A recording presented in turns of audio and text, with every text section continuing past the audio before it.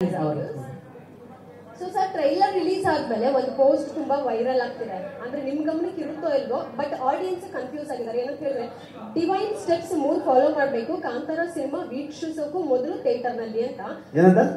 Divine cinema ಅಂದ್ರೆ ಈ ಒಂದು ಸಿನಿಮಾ ವೀಕ್ಷಿಸೋಕೆ ಡಿವೈನ್ 3 ಸ್ಟೆಪ್ಸ್ ನ ಫಾಲೋ ಮಾಡಬೇಕು ಅಂತ. This is a miss information and misconception create ಆಗಿದೆ ಆಡಿಯನ್ಸ್ ಅಲ್ಲಿ. ಏನಂತ ಹೇಳಿದ್ರೆ 3 ಸ್ಟೆಪ್ಸ್: ಧೂಮಪಾನ ಮಾಡಬಾರ್ದು, ಮದ್ಯಪಾನ ಮಾಡಬಾರ್ದು, ಜೊತೆಗೆ ಮಾಂಸಾಹಾರವನ್ನು ಸೇವಿಸಬಾರ್ದು. It is a fake post. So Kantara ಹೆಸರಲ್ಲಿ fake post ಅಂತ. No, I have the proof. I can show you. Okay. ಅಲ್ಲ ಗೊತ್ತಾಯ್ತು. ಹಾ.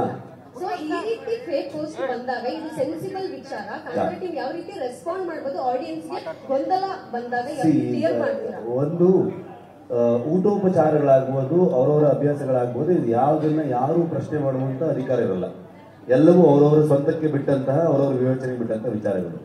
ಯಾರು ಫೇಕ್ ಪೋಸ್ಟ್ಗಳನ್ನ ಹಾಕಿರೋದು ಅದ್ರ ಬಗ್ಗೆ ನಮ್ಮ ಗಮನಕ್ಕೂ ಬಂದ ತಕ್ಷಣ ನಾವು ಅದಕ್ಕೆ ಅಲ್ಲೇ ಹೋಗಿ ನಾವು ರಿಯಾಕ್ಟ್ ಮಾಡುವಂಥದ್ದು ಕಷ್ಟ ಆಗುತ್ತೆ. ಆದರೆ ಅದನ್ನ ಆ ಪೋಸ್ಟ್ನ ಅವ್ರು ತೆಗೆದ್ರು, ಆಮೇಲೆ ಕ್ಷಮೆನೂ ಕೇಳಿದ್ರು. ಅದನ್ನ ನಮ್ಮ ಪ್ರೊಡಕ್ಷನ್ ಹೌಸ್ಗೆ ಯಾವುದೇ ರೀತಿಯಾದಂಥ ಸಂಬಂಧ ಇರುವಂಥದ್ದಲ್ಲ. ನಮಗೆ ಶಾಕ್ ಆಯ್ತು ಅದನ್ನು ನೋಡಿದಾಗ. ನಾನು ಸಡನ್ ಆಗಿ ಯಾರೋ ಕಳಿಸಿದ್ರು ನನಗೆ. ನಾನು ಇಮಿಡಿಯೇಟ್ಲಿ ಪ್ರೊಡಕ್ಷನ್ ಗ್ರೂಪಲ್ಲಿ ಹಾಕ್ಬಿಟ್ಟು ಕೇಳಿದೆ, ಇದು ಯಾರು ಮಾಡ್ತಾ ಇದ್ದಾರೆ, ಏನಕ್ಕೆ ಮಾಡ್ತಾ ಇದ್ದಾರೆ, ಈ ಥರದಲ್ಲೆಲ್ಲ ಜನ ಇದ್ರ ಬಗ್ಗೆ ಏನು ಅನ್ಕೊಳ್ತಾರೆ. ಸೊ ಪ್ರತಿಯೊಬ್ಬನಿಗೂ ಅವನವನ ಬದುಕಿನ ಶೈಲಿ, ಅವನವನ ಹಕ್ಕು ಮತ್ತೆ ಅವನ ವಿವೇಚನೆಗೆ ಬಿಟ್ಟಂತದ್ದು. ಅದನ್ನು ಯಾರು ಪ್ರಶ್ನೆ ಮಾಡುವಂತ ಅಧಿಕಾರ ಯಾರಿಗೂ ಇಲ್ಲ.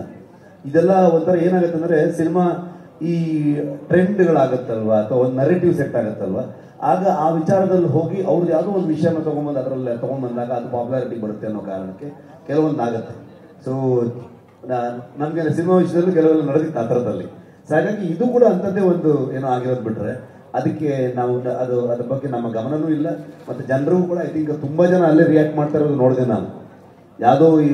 ಯಾರೋ ಒಂದು ಪೇಜ್ನ ಫೇಕ್ ಪೇಜ್ಗಳನ್ನೆಲ್ಲ ಮಾಡಿರೋದಕ್ಕೆಲ್ಲ ರಿಪ್ಲೈ ಮಾಡಕ್ ಹೋಗ್ತಿದಾರಲ್ಲ ಅನ್ನೋ ಥರದಲ್ಲಿ ಅವರವರೇ ಚರ್ಚೆಗಳನ್ನ ಮಾಡ್ತಿದ್ದಾರೆ. ಅದಕ್ಕೂ ಪ್ರೊಡಕ್ಷನ್ಗೆ ಏನು ಸಂಬಂಧ ಇಲ್ಲ. ರಿಷಬ್ ಸರ್ ಪಾನ್ ಸರ್ ಹೇಗಿದ್ದೀರಾ? ಕೇಳಬಾರ್ದು ಅಂತ ಹೇಳಿದಿರಾ? ಅದು ಕೇಳ್ತಾ ಇದ್ದೀವಿ. ನಡೀತಾ ಇದೆ ಜೀವನ. ಹೌದಾ? ಓಕೆ. ನಿಮ್ ಪಕ್ಕದಲ್ಲಿ ದಂತದ ಗೊಂಬೆ ಕೂತಿದ್ದಾರೆ. ಒಂದು ದಂತ ಕಥೆಗೆ ದಂತ ಗೊಂಬೆ ಹೆಂಗ್ ಸಿಕ್ರು ಅಂತ ಫಸ್ಟ್ ಹೇಳಿ. And Pragati madam, credit goes to you. ಅವ್ರು ಇಂಟರ್ನ್ಯಾಷನಲ್ ಕ್ರಶ್ ಆಗ್ತಾ ಇದಾರೆ. ಅರ್ಥ ಆಗಿಲ್ಲ. ಅವರು ಇಂಟರ್ನ್ಯಾಷನಲ್ ಕ್ರಶ್ ಆಗ್ತಿದಾರಂತೆ. ಅದಕ್ಕೆ ಕಾರಣ ಪ್ರಗತಿ ಅವರು ಕೂಡ ಅಂತೆ. ಹಂಗ? Okay okay okay. ಸೊ ಇವಾಗ ನೀವು ಪ್ರಗತಿ ಏನು ಕ್ರಶ್ ವಿಷಯ ಅಂತ ಹೇಳಿ ಆಮೇಲೆ ನಮ್ಗೆ ಸ್ವಲ್ಪ ಅವರು ಭಯಂಕರ ಪಾಸಿಟಿವ್. ಅವ್ರ ಕ್ರಶ್ ಹೌದು, ಆ ವಿಚಾರಕ್ಕೆ ಬರಬೇಡಿ ಅಂತ. ಐ ಥಿಂಕ್ ಅದಕ್ಕೆ ನಾನು ಹೇಳೋದಕ್ಕಿಂತ ರುಕ್ಮಿಣಿ ಅವ್ರ ಹತ್ರ ಕೊಟ್ಟರೆ ಬೆಟರ್. ಅದಕ್ಕೆ ಸರ್ ಅವ್ರಿಗೆ ಕೊಡಿ. You looks very good. Thank you so much. And ನಿಮ್ಮ ಒಂದು ಎಕ್ಸ್ಪೀರಿಯನ್ಸ್ ನ ಎಲ್ಲ ಹಂಚ್ಕೊಂಡಿದ್ದೀರಾ of course. But Pragati madam ಹೆಂಗ್ ಥ್ಯಾಂಕ್ಸ್ ಹೇಳ್ತೀರಾ?